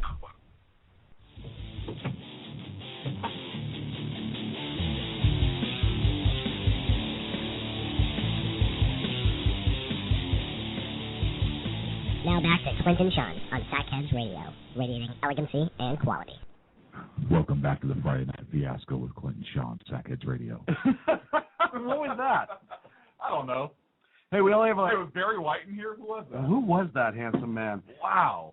So, I don't know if you heard this week, but there was some sort of debate regarding something... Well, hang on a second. What? Are you going to talk about the Cruz missile taking down Diane Frankenstein? Yes. Nailed it. And I, as much as I want to talk about that, I also want to talk about the media reaction, because I laughed that he presented a question, you're going to hear it in a minute, that was very intelligent. And it's something that we've done on this show numerous times. We've related the Second Amendment and how they're approaching it to other amendments. Mm-hmm. And he essentially gets laughed out, and the mainstream media was just all over it for him. And we'll get into this. Let's play. Let's play the clip itself, though. If I might pose a question to the senior senator from California, in your response to Senator Cornyn, you mentioned that there's some 100 pages of the bill that specify particular firearms that if this bill were passed, Congress would have deemed prohibited. It seems to me that all of us should begin as our foundational document with the Constitution. And the Second Amendment in the Bill of Rights provides that the right of the people to keep and bear arms shall not be infringed. The term, the right of the people, when the framers included it in the Bill of Rights, they used it as a term of art. That same phrase, the right of the people, is found in the First Amendment, the right of the people to peaceably assemble and to petition their government for redress of grievances. It's also found in the Fourth Amendment, the right of the people to be free from unreasonable searches and seizures. And the question that I would pose to the senior senator from California is, would she deem it consistent with the Bill of Rights for Congress to engage in the same endeavor that we are contemplating doing with the Second Amendment in the context of the First or Fourth Amendment? Namely, would she consider it constitutional for Congress to specify that the First Amendment shall apply only to the following books and shall not apply to the books that Congress has deemed outside the protection of the Bill of Rights? Likewise, would she think that the Fourth Amendment's protection against searches and seizures could properly apply only to the following specified individuals and not to the individuals that Congress has deemed outside the protection of the Bill of Rights? Senator, yield for a question. Let me just make a couple of points in response. One, I'm not a sixth grader. Senator, I've been on this committee for 20 years. I was a mayor for 9 years. I walked in, I saw people shot. I've looked at bodies that have been shot with these weapons. I've seen the bullets that implode. In Sandy Hook, youngsters were dismembered. Look, there are other weapons. I've been up, I'm not a lawyer, but after 20 years, I've been up close and personal to the Constitution. I have great respect for it. This doesn't mean that weapons of war, and the Heller decision clearly points out 3 exceptions, 2 of which are pertinent here. And so it's fine you want to lecture me on the Constitution. I appreciate it. Just know I've been here for a long time. I've passed on a number of bills. I've studied the Constitution myself. I am reasonably well educated, and I thank you for the lecture. Incidentally, this does not prohibit, you use the word prohibit, it exempts 2,271 weapons. Isn't that enough for the people in the United States? Mr. Do Chairman? they need a bazooka? Do they need other high-powered weapons that military people use to kill in close combat? I don't think so. So I come from a different place than you do. I respect your views. I ask you to respect my views. Now, a couple things on that.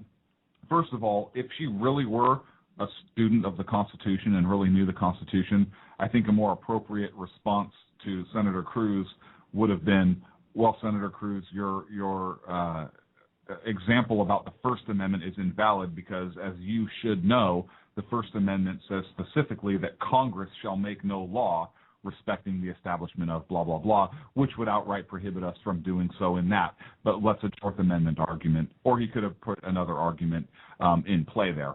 That's my first point. Second point, she said something very interesting. She said that, well, you keep using the word prohibit. It doesn't. We exempt 2,000 whatever firearms. Okay, so you are exempting firearms from a law, which means if you can exempt them, you can ban them later on. Why are they exempt? You don't have to exempt any firearms. It's not your place. The Second Amendment, we've been through that. That's not the purpose of the Second Amendment. And then she asks, she of course paraded Sandy Hook again, of course.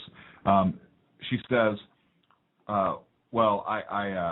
do people need a bazooka? Well, yeah. You don't need the military-style weapons? They might need a military-style weapon because guess what? If the militia is called up, and no, ladies and gentlemen, that is not just the National Guard. The National Guard is the formal militia. The informal militia consists of the people, and that's a different show if you want to check that show. It was a couple months ago we talked about it.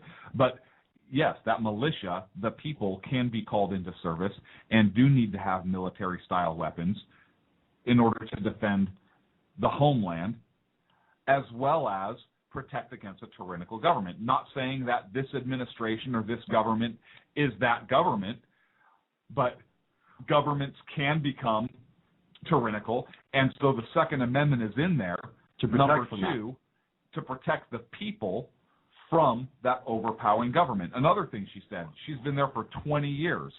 Guess what? That's too stinking long. Yeah, there's a reason. And I know the Constitution. I'm not a lawyer. You don't have to be a lawyer to know the Constitution. No, I wish less lawyers were in Congress. That's why these bills that keep getting passed are all screwed up. I could give the Constitution to a 12-year-old, and they can read it and understand it pretty easily. Well, and she brought up the Moscone Milk assassinations, where she was the board president in San Francisco, and she said, I've seen what these weapons can do. I've gone in and I've seen people murdered by them, and that's what she's referring to is when she discovered the bodies of Moscone and Milk, who was shot by board supervisor Dan White back in 1978. The weird part is the weapon that was used in that was a revolver. It wasn't an assault rifle. It wasn't a bazooka, as she liked to say. It wasn't a shot. It was a revolver. So for her to say that she has seen what those weapons can do and then try to affiliate to that is completely bunk. I don't know if she's seen the weapons, the pictures from Sandy Hook. I don't know. But her whole argument is meaningless. It's an emotional-based argument as opposed to an argument founded in fact and Constitution and the Constitution as a basis of law. Here's the thing: has she ever been to an accident scene where she's seen fatality? I don't know. Fatal victims at an accident. Plane crash. What about a stabbing? Right. What about what was it? An axe murder. Yeah. What about an axe? Are there not other things that do bad things to people? Right. Of course there are, but that doesn't get brought up. Instead, she basically makes this big show of, I've been here for 20 years and you're basically just a junior senator, so sit over there, little boy, and be quiet. You know what? That junior senator asked you a legitimate question, and it's a question that I wish your constituents would ask you. I get so sick of the whole, well, he's the freshman senator and there's a certain protocol, but no.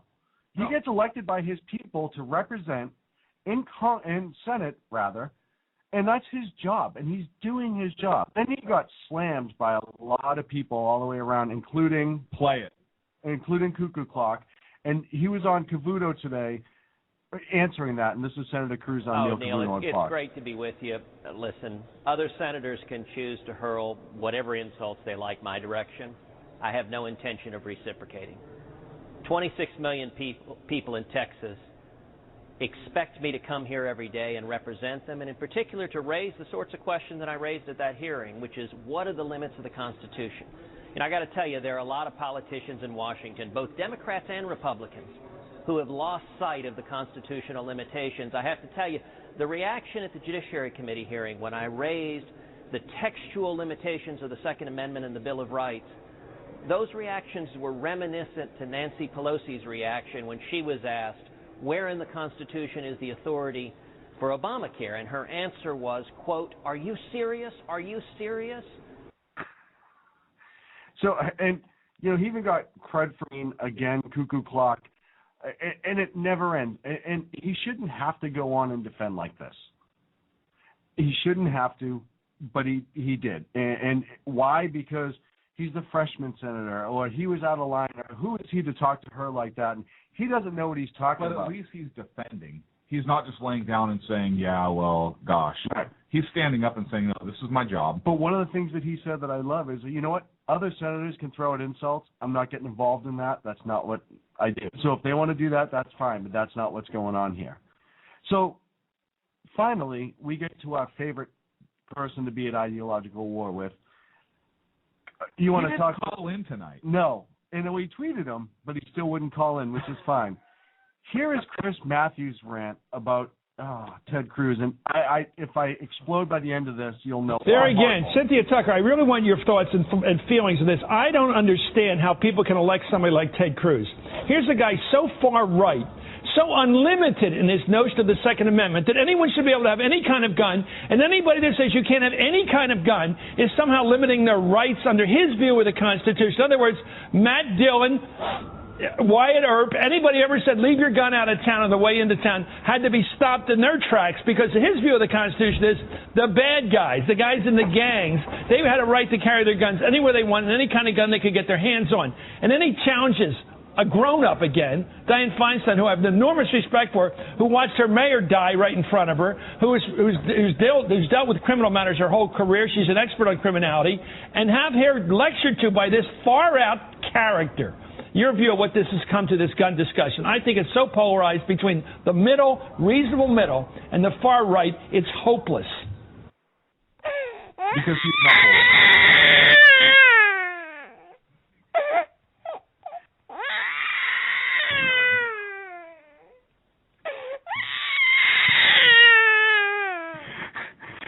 That's all I hear with him. Because he's not, because he's so reasonable. He's so middle ground. Oh, yeah, just middle of the road. Yeah, he's certainly, you know, I love how he's like, Diane Feinstein, a grown-up, insinuating that Senator Cruz is not a grown-up. He's still a United States senator, you douchebag. He's an idiot. You know, he kills me. So anybody that wants to ban any kind of gun is somehow infringing. Yeah. So what if they wanted to ban certain attorneys from defending you, or ban certain laws that you could be defended from? What if they banned fat, stupid bad haircutted, loudmouth pundits from speaking their mind on CNN. But at a state level, because the Constitution they can't do it federally. Right. Exactly. Then where would he go? Nowhere. Oh. Do you think we could ship him to North Korea? No, I was gonna say, although that'd be good. But let's put like a cross around his neck and ship him to Ahmadinejad. Ahmadinejad would love him. No, because he'd have a cross around his neck. So Ahmadinejad would love him because he knows there's a TV camera near him, and Ahmadinejad loves to be on television. And you know what? I'm sure the amount of gun control they have in Iran, Chris Matthews would love Ahmadinejad. And he would probably because that government has total control over its people, and Matthews is a big fan of that. He's a huge fan of that. And I think, where else can we send him? Oh, I could think Antarctica, and I'll tell you why. Go. Don't give him a jacket, and just leave it at that. No, because you know why? He'd be able to live off of his body stores forever. What if we send him to Putin? Ooh, but again, Putin loves to be the center of attention. We've seen the pictures of him shirtless hunting and all that stuff. Yeah, but Putin does not like that crying sound. I think even Putin would be like... Yeah, Putin, old KGB, though, total control. I think he would get along. Interesting. I would like to send him... I think Chris Matthews walking into the Reagan Library would be the equivalent of... Go ahead. That'd be like Ted Bundy walking into a church. Yes, right. It would just the roof would just blow off of it. Right. Not saying that Chris Matthews is a killer. No, absolutely not. Unless it's the ideas of anybody other than himself. God, so all that because, and that's how you know Senators got to them. He asked a question that there was no defense. And by the way, he had to go back. That question was like the kick at the end of the Karate Kid. Yeah, the crane kick. Defense. The crane kick. Remember Sweep that? the leg, Johnny. He had to go back and ask and point out the fact that she never answered the question. And she eventually was like, "No, of course not. You can't do that." Oh, okay. All right. So why can't we do it here? Right. And then of course the mainstream Maddow, even Joe Scarborough, all those, and all the Rhino Republicans they all went after him. Why? Because he asked a legitimate question, because he pushed back, because he's not entrenched in this Washington elite that has been there for 20-plus years. He went in and asked a hard question and demanded an answer and wouldn't back down, even though he was some freshman, which, by the way, isn't that hazing? Wouldn't that be hazing to treat him like that because he's a freshman? And she did it. Her last name is Cruz. Absolutely. So obviously she's racist. Because... What? Because she doesn't like Hispanic senators from Texas. Apparently not. And she's white, if I'm not mistaken. She's white from California. Green. And well-to-do. She's green, I think. She's green. Okay. The Frankenstein. Yeah. Maybe she needs a little bit more sun. Huh. Hey, listen. Look, we got to wrap up the show. I don't want to. I don't want to either. On Frankenstein. I know, but she's not really racist. But isn't that what the left would do if the roles were reversed? Yeah, absolutely. Chris Matthews would be the first one saying, "Guys said you can't say Chicago because it's racist." You know what I mean? If this guy was any further in the president's pockets, he'd be finding dry cleaning. Really, tickets. You were going to say in the pockets? I thought you were going to say something more saucy. He does get a twinge up his leg from this president, so who knows? And down his throat. And I'm not judging. I'm just saying. And down his throat. Yes. What? No, because he's swallowing his own words. He's eating crow with some of the students. So we'll see you next Friday night at the same time, 10:30 Pacific. Check out our website, sackheadsradio.com. We're on Twitter at Sackheads. Follow us on Facebook at facebook.com/sackheadsradio. Also check out the Exceptional Conservative Show on Blog Talk Radio. Go to exceptionalconservativeshow.com. Thank you to our good friend Ken for calling in tonight. Don't forget, check out Hillsdale College and their free online courses, Constitution 101, Constitution 201, as well as their 2 free history courses they have. Yeah, it's absolute worth your time, and we will close tonight's show with a Constitution Minute. We'll see you next Friday night. Thank you. Hello, I'm Lori, a student at Hillsdale College. Here is Hillsdale President Dr. Larry Arnn on how the founders viewed God as the source of our equality and legal rights. America's founders knew, obviously, that human beings are not equal in terms of strength or beauty, or in terms of intelligence, industry, or talents. They understood that because of such differences in talents and things like that, some people would be wealthier than others. But human beings are equal, the founders believe, in their possession of natural rights, such as the rights to life, liberty, and property. Today, many Americans reject this equality of rights in order to pursue equality of condition through redistribution, or spreading the wealth around, to use a famous formulation. This is destructive of liberty as the founders understood it. This Constitution Minute was brought to you by Hillsdale College. To join the national conversation on the Constitution, go to constitutionminute.org.